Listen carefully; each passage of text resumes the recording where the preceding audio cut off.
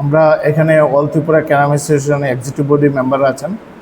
আমি general secretary, আমার সঙ্গে আছে ভাইস প্রেসিডেন্ট, এবং আমরা যে 2 দিনব্যাপী ক্যারাম টুর্নামেন্টের আয়োজন করছি এটার অর্গানাইজিং সেক্রেটারি আমাদের মধ্যে আছেন।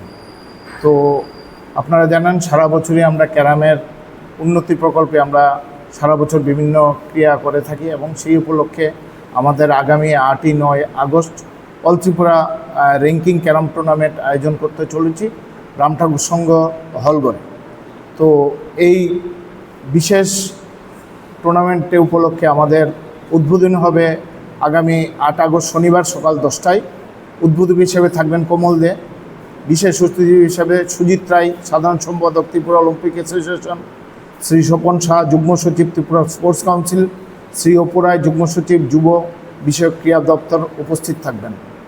খেলোয়াড়দের উৎসাহিত করতে এই টুর্নামেন্টে কোনো আমরা এন্ট্রি ফি রাখছি না, এবং ত্রিপুরার যে কোনো জায়গা থেকে এই ক্যারাম খেলায় অংশগ্রহণ করতে পারি। আমরা আশা করছি সমগ্র ত্রিপুরার বিপুল সংখ্যক দক্ষ উদীয়মান ক্যারাম প্লেয়াররা এই টুর্নামেন্টে অংশগ্রহণ করবে। এখন পর্যন্ত প্রায় শতাধিক প্লেয়ার এই টুর্নামেন্টে নাম লিখিয়েছে। আমরা আশা করব আগামীকাল সন্ধ্যা 6টার মধ্যে আরও সংখ্যক নাম আমাদের এন্ট্রি হবে।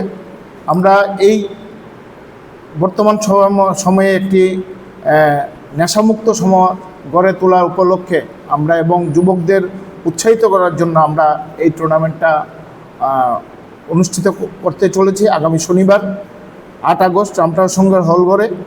এই 2 দিনব্যাপী এই টুর্নামেন্টে আপনারা উপস্থিত থেকে সংবাদ পরিবেশনের জন্য বিনীত আবেদন জানাচ্ছি। আপনাদের বহুল প্রচারই এই টুর্নামেন্টকে সাফল্যমণ্ডিত করবে এবং তরুণ ক্রীড়াবিদদের অনুপ্রেরণা যোগাবে আশা রাখি।